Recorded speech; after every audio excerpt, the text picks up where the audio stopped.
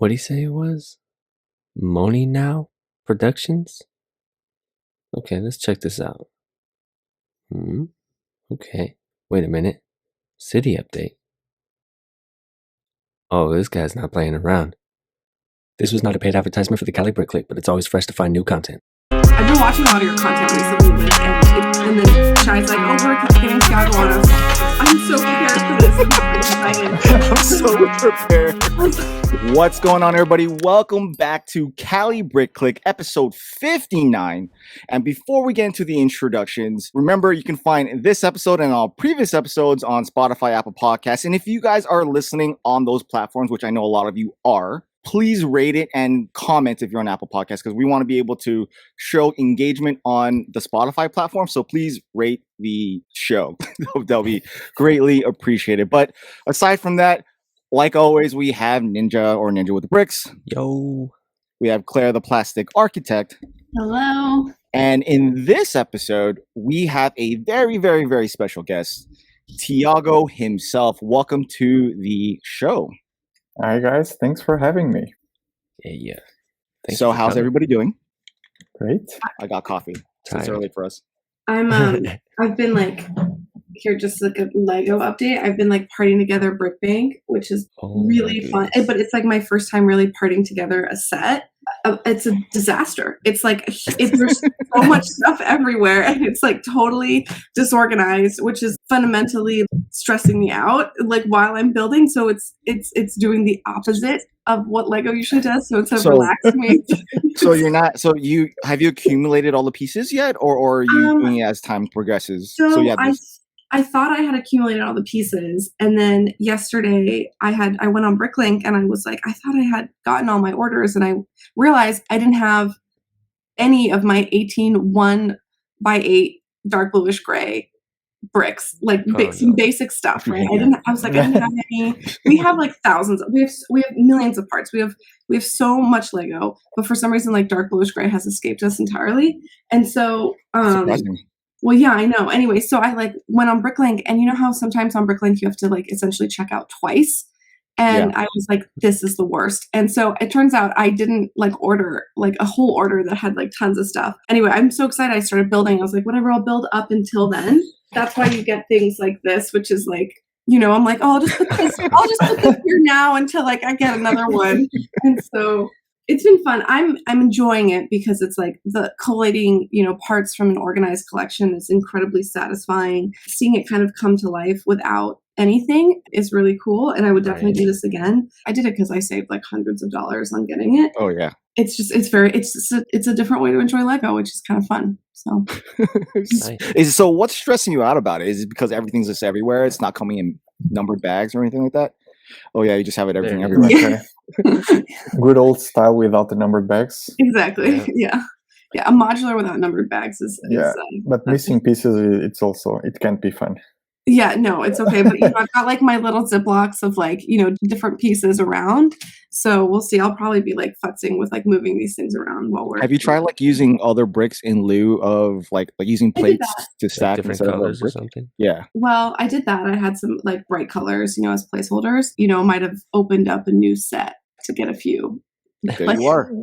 Open a new set to build an old one. Yes, exactly. Reasonable. Which, by the way, I've seen you do that with, wasn't it like Grand Emporium or Palace Cinema or something like that? I was just thinking about that. Yeah. I know. I like paused that video and I was like, I think he's doing it for like excitement and show. But my boyfriend gives me a hard time about doing that all the time. Like I've opened up Temple of Art Jitsu. I've opened up some like really nice retired sets just for like a tile or like a plate or something just to finish it. Even though what I always do though, by the way, I'll always like go on Bricklink or like, you know, Lego and like buy those pieces. So they're coming in as I open those. So it's not like, right. It's like a two-parter, right? It's happening at the same time, but apparently it's sacrilegious over here. So I'm a troublemaker in the Lego room.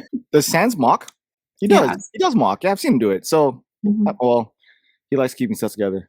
But don't you too? He's a purist, but he's also he's taken most of our collection is his childhood and collection that's been parted out. He can go and like look at different sets on his brick set or whatever and be like, oh yeah, we have that piece because I parted out this set, or on, he goes on Bricklink. Yeah, no, he's building like a little 8x8 city. And so yeah, he likes like the really like the small, like the little side building that came with the Monkey King set. That's like his ideal, like, and doing multiple of those I think is his style. So nice. Yeah. How about you, Ninja? Same old stuff, man. So what happened to you last week when you decided to stream like 5 times in a row? Oh, that was blame technology. You know what I'm saying? Sometimes we're just not in tune. So do better. I was getting this. Don't say that. Oh wow! What? Just casually. For video. 5 of the pieces broke, and I was being very, very gentle. Reddish brown? Yeah, reddish brown. No, actually dark blue. Oh, dark gray. I don't think it was dark bluish gray yet. It was just dark gray. Interesting. And it was the clips for like the flag clip pieces. It's being used for the fenders for the vehicles. They just snapped right off, and I was like, oh no. And I was being very gentle. So I was going to ask you guys, like, if you guys work with like older sets. I know Claire has a bunch of them and Sands as well, and I'm sure Tiago does too. Like, if you ever rebuild them, like coming back to a set, like, are you a little bit more like careful when you put it together? Like this is it's like when it's got that like serious like crunch, like potato chips or like underneath. I'm like quite a bit more careful, but I am aggressive. Like I'll take apart. Like we bought some of the SpongeBob sets that have like a reddish brown. Yeah, and I like took, and we've had, I think like I've had a Lord of the Rings set like just shred in my hands and actually like cut my hand open, like the plates. Then those SpongeBob sets, I mean, I took them apart. I took apart like a used Indiana Jones set that we had as well. The thing is, dirty pieces overtake like old. Do you know what I mean? Like I will clean it if it's filthy. Yeah. I will leave it. You know what I mean? Anyway, that's kind of how it works. I need to go check on it. I don't know if you can hear my cat screaming in the back. That's cool. So like Ezra helped me with it. My son helped me build this set, and he broke like 6 pieces.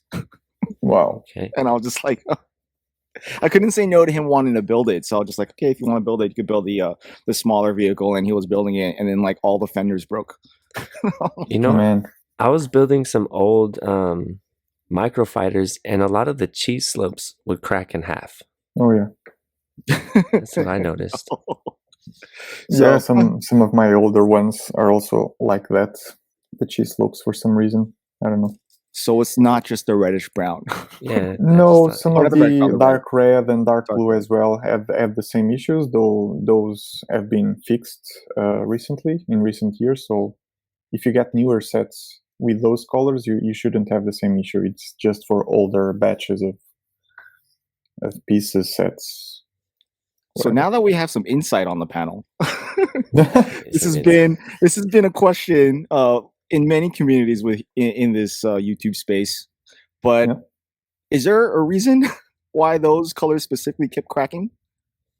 Is it the color used? I had a theory. I don't know if it's like true or not, but like, you have an answer to it, so. But when you said dark blue, then it like totally negates my theory. Maybe, but yeah, it totally negates my theory. But basically, like red pigment is like more difficult to like work with.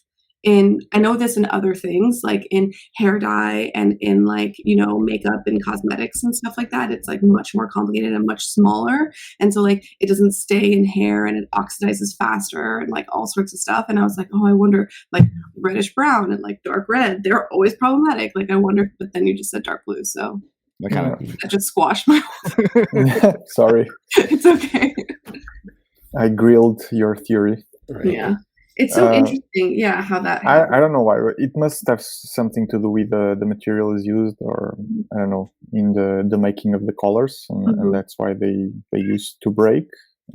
But I've been told that's been fixed. When I was working on the gingerbread house, I had done the ship in a bottle, which had a lot of reddish brown clips, and I've heard of a lot of people telling that those were breaking when placing the flags and whatnot. And so I was super worried because the gingerbread house had a lot of reddish brown. But yeah, they assured me that when the set was coming out, then the issue would have been fixed by then. So, and apparently it did. I don't see as many people like complaining about reddish brown nowadays. No. Only if they will like some of the older Lego sets. Like Mm-hmm. pull out a classic set, Yeah. I thought about doing that, at least with like parts that you can do that with, is like go back and order the new versions of like those old parts and replace them with it, possibly. But and then it's made me rethink buying some retired sets, because I'm like, okay, because we really like Indiana Jones and Lord of the Rings, and there's a lot of reddish brown there, and so we're like, okay, maybe it's worth like parting together using like newer parts for the majority of it, even though it might be a little bit more expensive or something like that, but just for the longevity of the part. But it's also like, I don't know if like those new parts, those new colors have been around long enough to stand the test of time that happened with the old parts. But I mean, it's really cool. It's just for me, I just think it's really interesting why some behave certain ways and whatnot. And then like also seeing like mock builders using those like broken parts. Like we saved. I used to throw my broken parts away. Now I save them, and it's like we have like a little bin of a little graveyard of like broken parts. Like a lot of people are framing them, like they'll get like a 4x4 plate, and that's cracked in half, and they'll frame it cracked in half. Like that's a bunch of those in collage worth of broken pieces is actually pretty fun. That's really fun. Well, anyways, so Tiago, I know a lot of people have probably heard your origin story, but can you like tell us how you came into this world of Lego all the way up to this point? Okay, that's a lot. So that's your fine. Life story. My life story. I was born in so I was like 7 or 8 years old. My mother gave me a budget because we were getting near to Christmas, and she was like, "Here's your budget. Get anything you want from the toy store." And I pick up 2 Lego sets. And from there, I never stopped. I did have my dark ages, but when I was in university, I was like doing some research for some school assignment or something. And I decided to make it about Lego because I remembered like enjoying Lego when I was a kid. And then I found this crazy image of an adult like with a gigantic spaceship, and I was like completely blown away because I do not remember Lego sets being this huge. So I started researching about the topic, and then I found out all about the AFOL community and the Lego, the local user groups.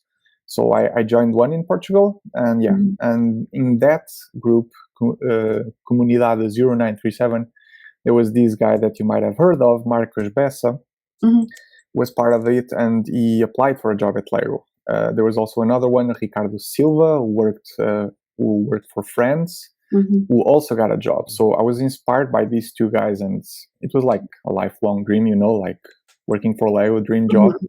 So I figured, these guys made it, so maybe I can do it too. And by then I had already built a lot of stuff, mocks, and I had a good variety, I felt. And then, job openings came up for model designers. I put together a portfolio, and things went great. I was able to make it first try. And I was working in Lego for 3.5 years. I was hired to be a designer for Creator 3-in-1, but I also managed to do some other sets outside of Creator 3-in-1 with the Ship in a Bottle for Lego Ideas and the Gingerbread House for Creator Expert, and also a classic one. Actually, my biggest Lego set that I got to design, 1,500 pieces, and it's a classic set, funnily enough. And then after a while, me and my wife decided that we should leave Denmark. She wasn't really happy there. She was struggling a little bit to fit in. And I was like, she was the one supporting me to come to Denmark for my dream job. So if she isn't feeling that well, maybe I should also support her now and go back home. And which I did. But I didn't feel like going back to my old job. I was doing video editing, motion graphics for a small studio production company. And I wasn't feeling like going back to that. And at the time, I was consuming a lot of YouTube, mainly Brikx, Ashiroko, and some other guys.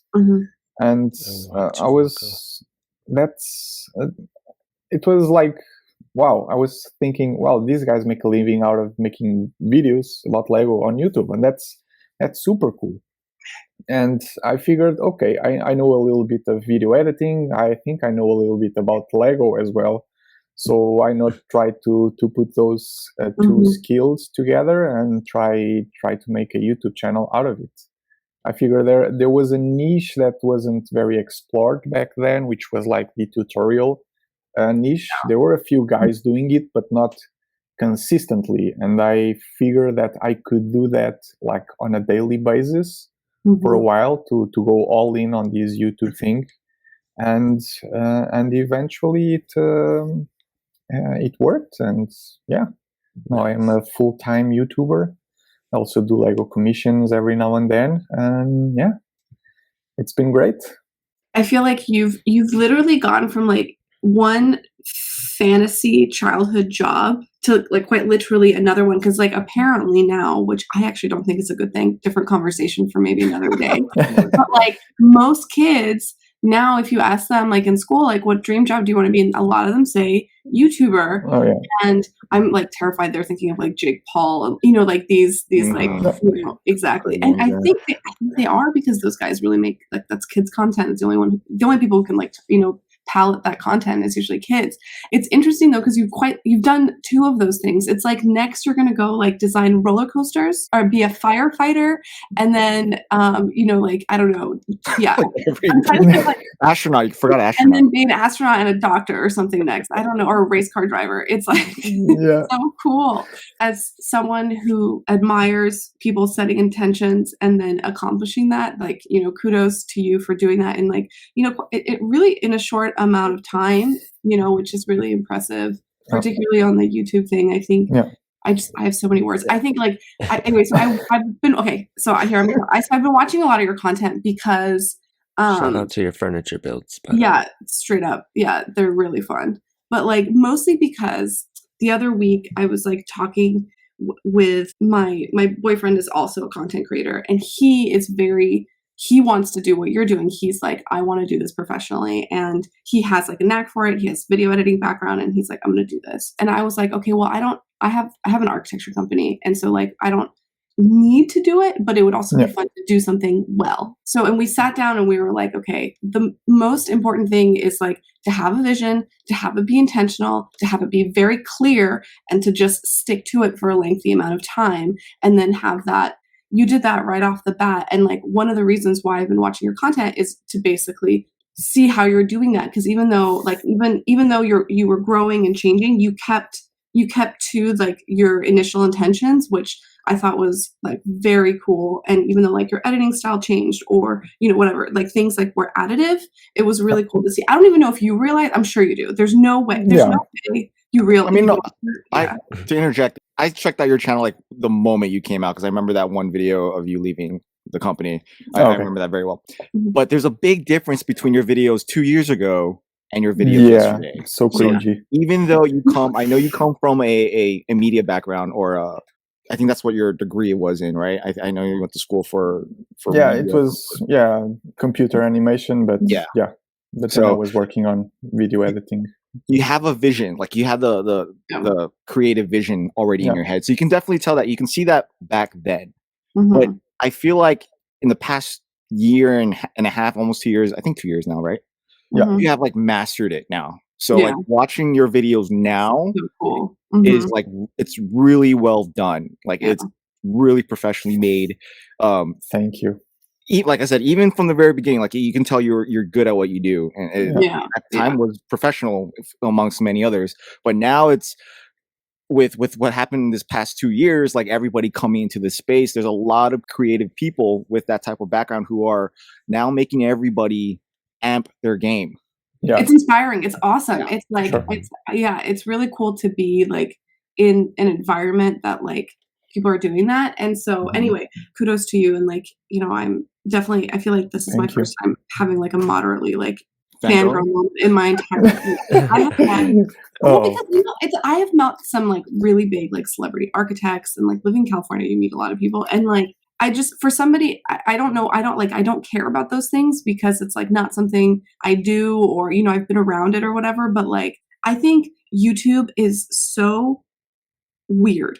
you go to school and you're trained for X, Y, and Z. If you go to college, you're trained for X, Y, and Z. And then you have like a small amount of control or relative amount of control over your success in those spaces, right? Or like, it's a little bit more palatable because like you're trained to do so. But like YouTube is this like entire other beast where you have like all of these factors that are 100% out of your control. But then you're like, but I know to make consistent content and I know to like make my thumbnails X, Y, and Z. And like, you kind of like have these things to check off, but like you have to figure that out for yourself. Otherwise it seems like disingenuous. Do you know what I mean? And so if you like, and yes. so I think, Pause that, because I'm gonna forget this. Yeah. I'm gonna forget saying this. So I had a little thought as I was driving to get my coffee. When I see your videos now, I think of Lego, like Lego doing videos, but it's not Lego. And I think the reason why you have so much success in that is because it's you. It's not a person from Lego. Like it's a fellow content creator. So you have a lot more gravitation to someone who's more personable and like, because we can't really talk to Lego. There's no exchange, but for you there is. So I just want to bring that in there. Okay, go ahead, Claire. Sorry, my bad. Yeah. It's like there's something like really. It's like you did all those things. You like did the relatable thing. You did X, Y, and Z, which is like really cool. But then, okay, I'm gonna stop fangirling for like a hot second. But like in that moment, right? In that or in that same like vein of thought, where like YouTube is like this amorphous thing that you're like, or like this animal that you're trying to chase in the jungle, whatever it is, whatever analogy you want to use. Like you posted on your community tab that you are going to hit 1 million subscribers this year. You want to hit 1 million subscribers this year. And you quote, know how to do that, which is so, even if you knew how to do that, that is bold to put that on your community tab. It is, I think that's awesome. And you phrased it like in a very humble way, as though like, it was like, this is mostly like an accountability post, it's like when you're like doing a weight loss journey, it's like before photos that you like post on Instagram or something like that. Like this is your equivalent of that. And, you immediately, your content was like, had those traits to kind of go to that direction, which is like, again, like way to like, be like, I'm going to do this and then attack it. And it's like, you're doing that again. And it's like, it's very cool to see. And like, I hope you hit 2 million subscribers this year. Like which, fingers crossed. And it would be awesome. It would be awesome to see like growth of a Lego content creator, just like even go past Jane, you know what I mean? Like even go past like the kids content stuff, like just moving past that just for all our sakes. Cause like, I think that's a stretch though. There are a few big channels. They're like the stop motion building the ASMR stuff channels, and there's also this Brick experiment channel, which I also think it has like 2 million subscribers or something. Yeah, but those. My friends send me those all the time. My friends are like, you should do stuff like this. This guy looks like he's doing well. I'm like. That's also a niche on its own, but I don't think like a Lego YouTube channel could go way past beyond that. Honestly, there's like a cap, and I'm not sure what that cap is, but there's room for like a lot of over 1 million channels for sure, but much higher than that, I think it's hard. I think the content would need to change drastically, and maybe stepping away from Lego or going a different direction, or maybe a Mr. Beast style of channel, but only deals with Lego. But there's so much that you can do with that, So, we've talked about that before for sure here. It's just like there's a ceiling. There's a ceiling to it, which is like, even if you bring in more people into the community, it's like they're even only going to be brought in at a specific rate. You know what I mean? It's never going to be like a massive like flood. And it's like people lose interest, and some people grow out of Lego if you have like some children following you. So it's like there's a gap for sure. You get those dead subscribers when they like stop and stuff. I guess. Which is so. But still, though, I mean, that 1 million cap obviously is a livable wage. It is still, a quality of life, theoretically, that a schedule that you can make for yourself to a degree. Because, by the way, I think a lot of people are like, I want to be a YouTuber so that I can like wake up whenever I want and do whatever I want. one of the most important things about YouTube and social media and stuff is consistency and timing. And I have found that like it's actually less forgiving than like a typical 9-to-5 job, because you can't just go on vacation for 2 weeks and come back and everything is, you know, status quo theoretically, other than like a full email inbox. You can. Yeah. You can. Well, you have to pre-plan. Like I've definitely like not pre-planned vacations and just like drop things. We are on the 8th of February. I think I've only posted 2 videos this year or something. Yes. Yeah, you have. Yeah. So I've been watching. maybe that will make it a bit harder to get 1 million subscribers by the end of the year, for sure. I'm not giving you time. That's not what I'm doing. But you can go a few weeks without posting a video, and it won't be harmful to you if your next video is like on par, on quality wise, with your previous ones, or if it improves somehow.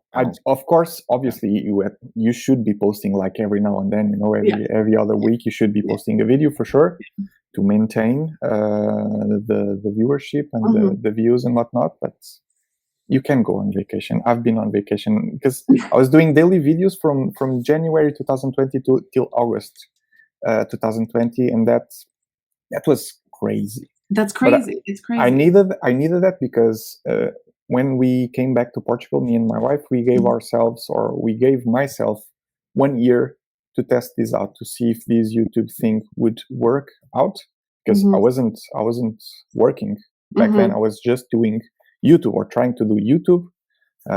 My wife was working; she had a good paying job, and we had some savings from Denmark, so it was okay for me to stop for 1 year to try this out.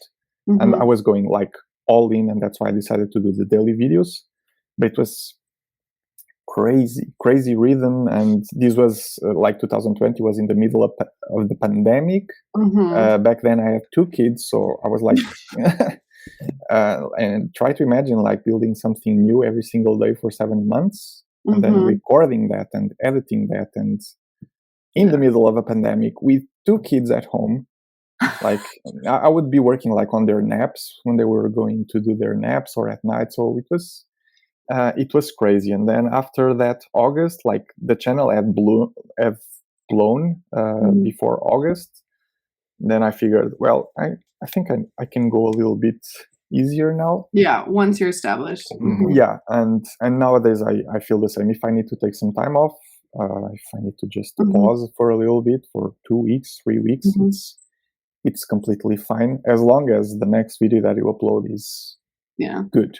Yeah. I think that's absolutely true. Even if you think about like any kind of regular job, like starting a company, or when you first, start anywhere, you have to like establish yourself and prove yourself to some degree, whoever it is, whether it's yourself and your wife or your boss or whatever it is. If you didn't do that, you probably wouldn't be at this point yet today. Yeah. So I think it's like a lot of people like come in and they'll like working at the rate of afterwards, which unfortunately doesn't work. You know what I mean? Like or you're not going to grow at the rate that you're looking at. With YouTube, there's like, you have to kind of like you almost like have to catch like a wave of trends, a wave of interests, and then keep shifting with it, which like if you look at any of these, like the really big ones like PewDiePie and Mr. Beast and stuff like that, they're all very intentional, but then they also change and shift with time, which is like, I think like a lot of the people that were around when PewDiePie was first uploading he left them behind simply because they didn't change their content, because you get comfortable, you know what I mean? You get very comfortable doing kind of the same thing. And it's also, you're countering the fundamental thing that like, you still need to kind of do the same thing over and over again. There has to be that consistency between videos. Like you can't do, a video from left field and then another one from right, and then expect your same viewers to want to see both of them. Like that's incredibly difficult. That means that people are there for your personality and your personality alone, and they do not care what you're uploading, which works for obviously like vlog channels, things like that. But I think that's a much slower growth on the platform, which is still very cool and very interesting. But like there's you, and there's like generics like Jack, Generic Stud. There's a lot of like really, there's a lot of YouTubers that are newer to the space relative to like, you know, the Jing and the M&R and Solid Brick Studios, like the Star Wars channels that are coming in and getting viewership that's annihilating those channels, which is like really interesting because to me, those guys are, I mean, like Ryan is like shooting and Ryan still gets like great viewership, but like it's interesting how you can become dated on even in this in our little tiny Lego space that seems like a safe little community. You know what I mean? You guys are like this new wave of like, you know, like Jack is getting like, you know, he's doing the style of Tommy in it, and it's like it's working, you know, it's working super well for him for this Ninjago space, which is like a younger audience. Like I get a headache every time I watch it. But it's so fast, but it's so cool to watch him grow. It's awesome, you know. He's like he's still in high school, and it's just like he's killing it. He's got almost 4 million views a month. It is awesome. And it's just so different, and it's kind of like coming in and it's challenging other people. It's challenging those old farts, which is great, you know, and they needed it. You know, and it needs to be like how you're saying that they're old farts when we're all the same age. No, I know what you meant. Yeah, I just wanted not like when you were born, but old when you were YouTube farts. Yeah, old YouTube farts. You like how I'm calling Ryan, who's like 25 old. I know, but they're about on. They probably reached their cap. You know, because how much of an audience can you have on YouTube if your videos are only about Lego Star Wars, you know? Exactly. And another thing is they're not, I think something that you have is you were a designer and then you put mocks out there also, which is different. Yeah. Compared to like, because one of the things you mentioned was trying to keep it like the Lego way, like, you know, having your mocks being like, oh, what'd you say? I saw a video like a while back, like when you blow it, it doesn't like fall apart. You know, like something like that. So I think having that, knowing that the techniques that you're using is like legitimately utilized helps. Certified. So much. Certified Lego quality. Yeah, exactly. Though I've for the recent months I've not been doing mocks, if you've noticed at all. So there's been a bit of a shift on content. So right now I'm not doing as many mocks as I was before. Are you thinking that like, are you doing that? I'm sure you're doing it intentionally, why I ask, but like, are you doing that because you're seeing like, you think the potential growth of like a more, like the videos that you're doing now, I think anybody, even if they didn't even hear of Lego, can watch them and like appreciate them. And so it's like, you're trying to like kind of, it's almost like there's like all sorts of, I've like thought of this, and I'm sure a lot of people have, there are, I think, a few ways of reaching like through that, like, you know, Lego ceiling or wall, whatever, you know, however you want to call it. And I think one of them is like education style videos. And I think you're kind of like, and then there's history, do you know what I mean? Like all sorts of, and like applying Lego to those and being like, okay, well, you know, like this was the French Revolution and blah, blah, blah. And then quite literally you can use like stop motion, or you can use like, you know, Lego as like a space to talk, whatever. That's in my head, that's like history. But yours is like, I think it's like kind of bordering both of them a little bit, and you're like reaching through and like, you know, I think you're gonna, it makes sense why you're doing that. I think it's awesome. I'm excited to like, are there any like previews of like the direction that you're going that you could give us, or, you know, like what you're hoping you could kind of master as you keep moving forward? I think like I've noticed the reviews, for instance, because now I'm part of the LAN, so I get the review offers, and I've been enjoying doing those a lot. And I try to do those, with any video, you know, but I try to do like the best reviews possible on YouTube. That's what I'm going for. If I have this opportunity of getting the sets early on, I will try my best to make the best possible videos out of it. So I'll be focusing on that going forward. And also like more of the videos like the brick separator video that I did, or the how to build a Lego set. Those are obviously videos not for hardcore Lego fans, you know, because you guys see those videos, but you know all about it. You pretty much know all that I told on those videos. But at the same time, because I read a lot of comments of people like, I knew all of these tricks and I'm still watching these videos. So I'm that's cool. It's entertainment, pure entertainment. Yeah. For people who already know about it, it's intriguing, I guess, and they want to watch it and they enjoy watching it. But also for people who haven't watched any of my videos, then those could be some videos that could potentially reach a greater audience than like tutorial videos, for instance, because tutorial videos are only for people who actually build Lego, who are on YouTube, who search on YouTube for building tips and tricks and mocks and whatever. So it's super niche. So yeah, that's the direction I'm going for, like more of the review stuff, trying to best the best possible reviews on YouTube, and then also going for those types of videos like the brick separator video or the how to build a Lego set. And I have a long list of videos that I want to do that I feel that I'm sure that are that can be done in the same like standard level of quality of those ones.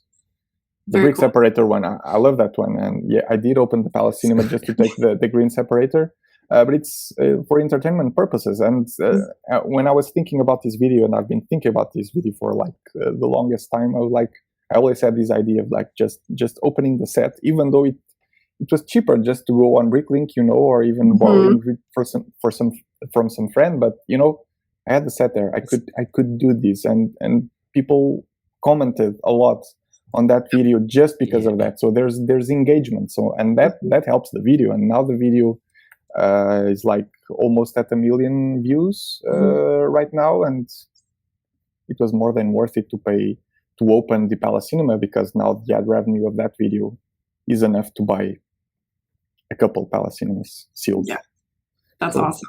That was so good. That was awesome. You have a green separator. Just to have the green separator in hand.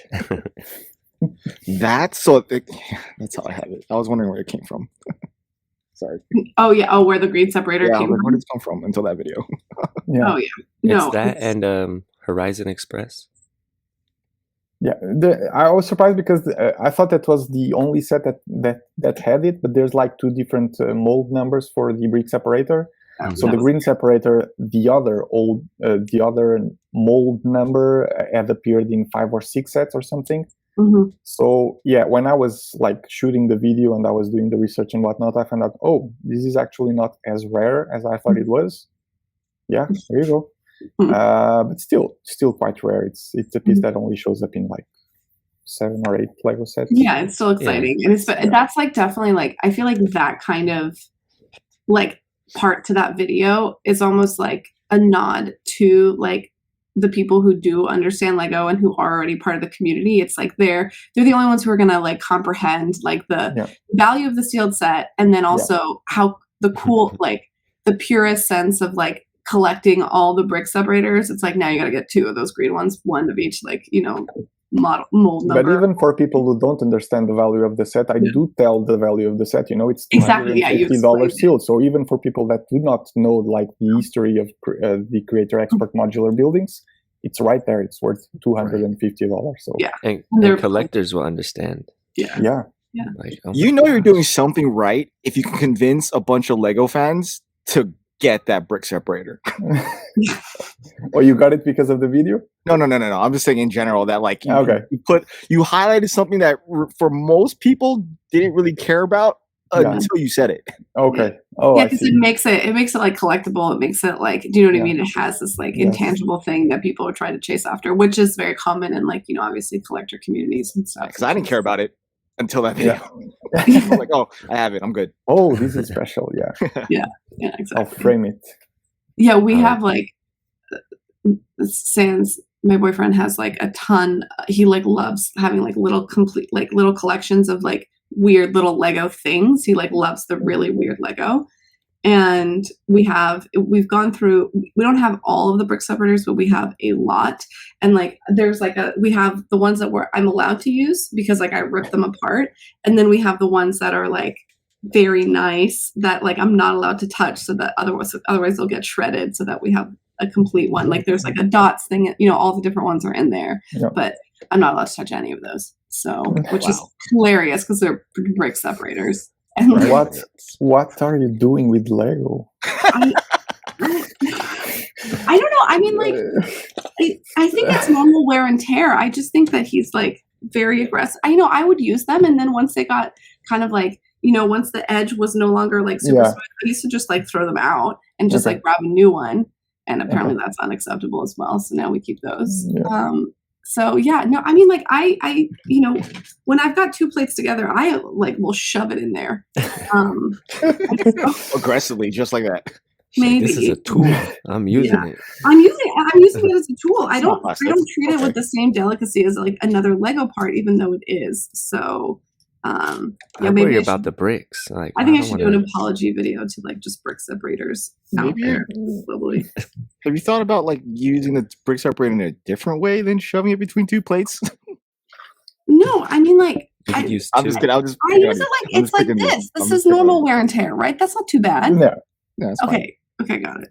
But if you do that to a green one, then it's it's a problem. I'm not allowed to use the green one. Don't please.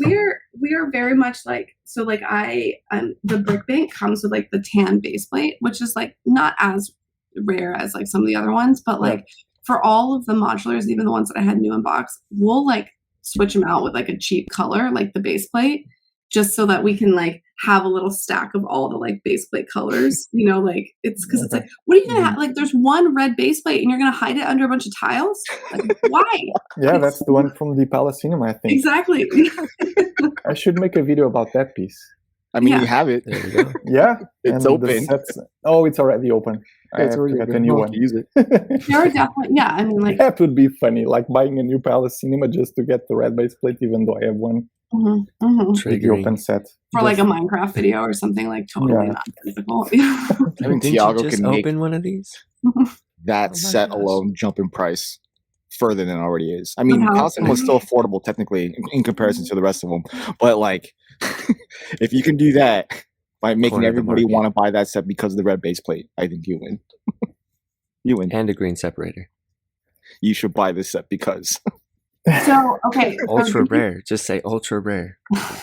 Exactly. Wait, so do you still, you said it's obviously you watched a lot of content and stuff, and do you still find yourself watching a lot of content, or are you just kind of like, do you find it better to have like kind of a little bit of blinders on and focus on yourself and like the content that you're doing, or you think it's important to always be connected? I consume a lot of YouTube like on a daily basis, and I'll be watching like mostly stuff outside of the Lego community for reference and to see what's out there and what people are doing, like Mr. Beast and all those guys. But also some of the Lego YouTubers as well, because I want to see. I want to be informed. I want to know what everyone else is doing, and learn from them. Because if I was doing my own videos, not watching anyone else's, I would still be at 100 subscribers or something. So that's the way to improve. You gotta see what everyone else is doing well, and then try to implement it if it makes sense in your content. And try to see what other people are doing well, and just try to put that in your videos if it makes sense. I like that you added that, if it makes sense.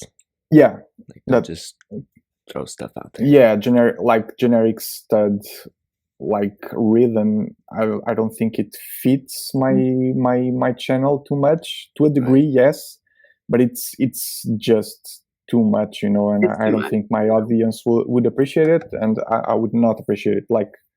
Like you said, it gives you an headache. I admire what he does, but it's sometimes hard to watch a video from start to end because I'm 34 years old. I don't have that energy. I can't do that. Yeah, it's different. Dan's watches at double time. Oh, he's like taking it on as like a mental challenge. I'm like, what? I don't believe that you taught everything. I'm like, what is this exercise that you're doing? It's crazy. Yeah. Learning how to listen quick. we're not obviously the target demographic of that content, and it makes sense. It's like, who knows, like if we had grown up with all of the social media to the same degree as to so much of a young age, maybe we could, in our 30s be able to like keep up with it, but like, no way. But it's also, I have actually seen, so a lot of people have like seen the success, that he's gotten and then applied it to their videos. And it's really funny. I've seen a lot of people that are like, Sans actually really found them, that have like very dry personality types, and they're using like that editing style, and it's almost like it's kind of, it doesn't fit. A mismatch. It's a mismatch, but it's also hilarious because it's a mismatch. You know what I mean? So it's almost like ironic in a way. But yeah, I think you have to find a style or create a style that like fits your personality and like suits your cadence of speech, and like, you know what I mean? Like, and I think that's the only way to really find something that works. Yeah. Plus, I think that will take too much of your editing time that's applied in other places. Yeah. That's really heavy. Every single word. But the editing is really good. And like I said, and I stumbled upon his channel like, I don't know, a few months ago. But then I was hooked to his editing style, and I learned a lot from that as well. I'm trying to implement that to some degree in my channel because it works. It's the way of doing YouTube videos nowadays. Yep. You have a style, and then you like shove whatever you're going to talk about within that style, and you just like it's kind of like a little molding machine of sorts, that you can for yourself, which is, it works. Yeah. I still can't watch a video fully through. Yeah, but we're the real old farts here. I'm like, what? Just for sure. And that's something that gets also in the way of like, for me personally, I feel that there's this cap also because of that, because of my age, because I don't have that rhythm, and because that's like that rhythm doesn't fit my persona, so that also will long term will mean that there's a certain cap that I will be able to reach because of that, because I will not be as entertaining for a larger chunk of audience that is watching YouTube right now, and people who are watching Mr. Beast and so I'm hoping channel, and so but I'm hoping that like that the audience of, so right now the audience is obviously very young, and it's always going to be, are the majority of people that watch YouTube videos, but like I've been watching YouTube videos since I was 22, 23 maybe. And it's like, I haven't stopped. And I know a lot of people haven't stopped, and it's like that older audience is just going to kind of keep growing. And so there'll still be something to tap into, but I've never before felt old. Granted, like we are starting to be old, but like I've never before. We're not old, okay? We're in our mid-30s. I know, but like I've never felt old before. Like it's weird, like because like in other environments, like the senior people at the top of the game are like in their 60s and 70s a lot of the time, and like in tech companies, there's also like some really young people and stuff. I didn't work in a tech company where like my CEO was like 22. I never had that experience, but I feel like this is almost like the equivalent of that. You know what I mean? Where it's like age is no longer like it's almost a deficit for us now. You know what I mean? And it's like it's especially in the Lego community, I think, as well, because there's a lot of kids. But I think that's also like a little bit like mental. You know what I mean? It like are in my head a little bit. But no. Outside of YouTube, like in everything that I've done up until now, professionally, I guess more streetwise, like the motorcycle club and the Marines and like, just the streets in general, and I guess culture. When you think of like people who are older than you, you give them respect. They've done their time. Whatever they say, you hold it like to value. But like when you come here, that all goes out the window. None of that matters. Yeah, exactly. I think that can be frustrating a lot for like people who are in our generation and above, is because there's a lack of respect sometimes between communication between generations, especially commenting and like all that type of stuff, and it can kind of eat some people up. But like but also like what respect have we earned? You know what I mean? Like there are content creators, like I'm not just talking about like in Lego, but there are content creators that are now like coming, it's like they're having their coming of age, and it's like they're like in their early 20s, and like late teens, and they're creating some of the best content that's ever been created on YouTube because they grew up with this stuff. And it's like, it is ingrained. They've been thinking about it. They've been watching it. They've been consuming it. They've been learning from it at a much higher rate than we ever did. And it's just like, it is. And aren't formally educated by it. Yeah. A lot of people are like, why go to college? If I can like make $1 million on YouTube, like why?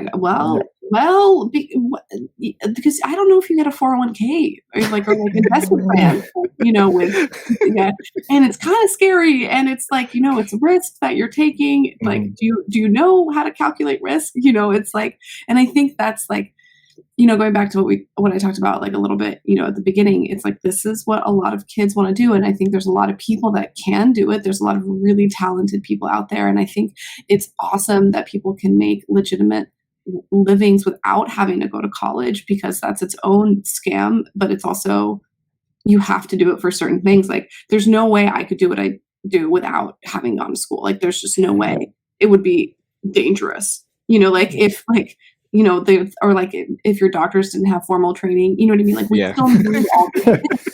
Like, I watched a video on how to do art surgery, so on YouTube. I got it. I YouTube video of his scalpel. I mean, I'm even concerned about people like doing construction work in their house just from watching YouTube videos. You know what I mean? It's like projects and stuff. Yeah, exactly. There's a lot of people who are like, I'm going to replace like my toilet. What's a load-bearing wall? Exactly. Yeah. Yeah. They just like slam through stuff, and like 5 years later the house comes crashing down. Yeah. So that to me is like already concerning enough. But so I don't know. I feel like it's important for like really big YouTubers to also like, I'm not saying this is your responsibility, but I'd like to see those younger guys like tell people like, hey, you should still have a backup plan. Like, I'd really still have a backup plan. Yeah. I'm worried about the future of our youth. That's it. Kind of puts it into perspective, because a lot of those kids don't have obligations. They can just they can go all in. And at a younger, I mean, I can relate. Like, a lot of 20-year-olds, like early 20-year-olds, you're impervious to failure, right? Like, you can't. That's why a lot of people join the military at a very young age, because they think they're invincible. Same concept. Now you can do the same thing in any profession, and it works. But when you switch careers twice, in which you have done so, Tiago, at a later time in your life, especially when you have a family, like, you have ultimately made some serious life decisions that can have some impact, not only on yourself, but like the people you have to support. And that's commendable to see you succeed in both those aspects. I know Lego, you left, but you still succeeded in that. I think like being a Lego designer is what a lot of people wish they can be and try to achieve, and then become a YouTuber who's also successful right after that. I think and still supported by Lego, like still like in good communication, which is great. It's like that's even better. Lego still supports you, and you have a family that can be, you're proud of what you can provide. I mean, you've hit everything in like your mid-30s. So good job on that one. I'm curious what you're going to do in 10 years. Exactly. You're gonna be like, YouTube done and dusted. Like, what's next? I hit 5 million. I'm done. I hit the cap. Yeah. Now you start like your own custom toy line or something. No, like Tiago's gonna be the first one with a team. What? Tiago's gonna be the first one with a YouTube team. Oh, that would be cool. That would be really cool. A YouTube team? Yeah, you have an editor, you have a cameraman, a boomer. You have a boomer. I've had a friend of mine like editing some of my videos already. There you go. So at this point in time, I keep thinking a lot about that. It's coming to the point where I feel that I need someone else to help me out with all of the stuff, because YouTube goes way beyond like just the videos and just what people see on the channel, and there's so much paperwork to deal with and bills to pay and lots of emails and sponsor stuff. I do have a marketing agency working with me that handles all of the sponsorship stuff. But I've been thinking a lot about that I think I need somebody to help me out, because that would save me time to focus on what really matters and what like produces content. So, well, where are you, like, what is your time like, how is it valued, and where are you most valuable? And it's probably not exactly. editing anymore. It's probably just creating the content and like giving direction to what you're wanting to see. It depends on the videos, but for instance, for reviews, the style is very straightforward, you know, and those are the ones that I have had a friend of mine helping me out, and the style is very straightforward, you know, and the way I also do it and plan it, it's also very easy to just pass these along, even though I am the one shooting all of the shots and whatnot. But at least for the video editing, if I'm tight on time, I can send that to someone else, and the result will be and I don't think anyone no shame at all. It frees me up time for other stuff, and which is why it's interesting. I think PewDiePie, for a really long time, it was just him and one editor for a very, very long time, which is kind of crazy to think about. And what he's been doing daily content for 10 years? I don't think anymore though, but he was for a while, which is kind of crazy, to the growth that he had with just one dude, but that's nuts. Yeah, no, I think that's really important. I mean, it's just it's figuring out where your time is best spent, or it's I remember the only thing I can think of that would be similar is when I started managing people, and it's you're used to doing all these other tasks that, yes, you may enjoy them or whatever, but you have to relinquish control, because that's not where you're the most needed, or where the most, you're not even the most effective at that point.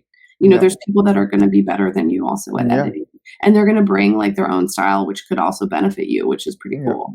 But yeah, well, I'm excited to see where that goes. Me too. Yeah. But it's really hard to bring people in, and how to convey the style, and how to it's also hard for me to let go, and trust, and you deal with this while I build some Lego. So it's really hard, but I've been thinking a lot about that, and that's one of the next steps, in order for me to get to 1 million subscribers. That might be one of the things to do, to actually hire somebody to work for me. Very cool. Yeah, I mean, that only leaves room for growth when you do something like that, because now you're more freed up to do, not only spend more time with your family, but spent time thinking and dwelling on future content, creating exactly. So, versus that time sitting in front of the computer for 8 hours editing. Which a lot of people forget that happens for a 3-minute video. Usually it does. Right. Well, we've kind of hit the bat on this one. So does anyone else have any further questions for Tiago before we kind of wrap it up?